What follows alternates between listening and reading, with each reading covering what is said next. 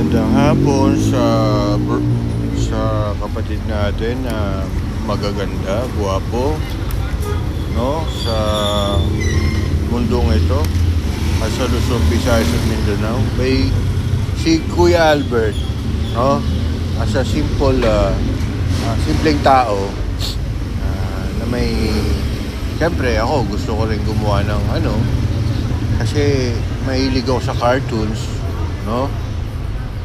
At mga superhero, kwento ng mga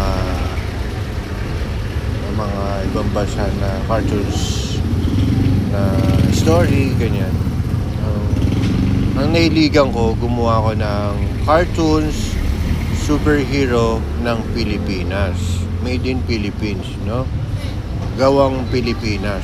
Ito, papakilala ko sa inyo ang kauna-unahan kong ginawa, si Baby Captain Olivero, sa English, Baby Captain Universe. Taran!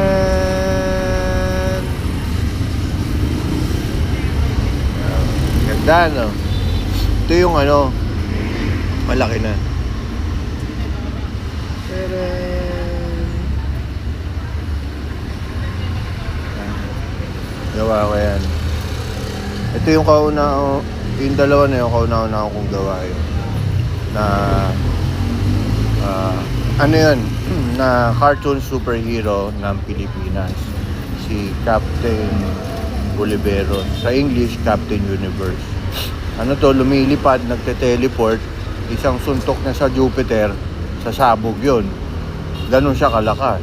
Kahit sa buong all universe, magte-teleport siya doon. Ganon, no? Pag nasa Pilipinas siya, magda-transform siya ng mahinang superhero. Yun, tatanggalin yung sobrang lakas niya na kapangyarihan. Kunyari, transform, nagkatawan-tawan na, no? Take camera action. Ako si Captain Universe. Na-transform muna ako. Nandito ako sa labas ng kalawakan ng planet Earth. Na-transform muna ako. May nadidetect akong kalaban sa Pilipinas. Transform Hero Cloud9 Angel ng Pilipinas. Ayan, sa baba na ako ng planet Earth.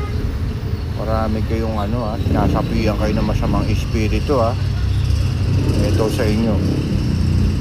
Double sword, dalawang espada na nagniningning na hindi nyo makikita. Ibabato sa langit yun. Tapos tatama na doon sa mga sinasapian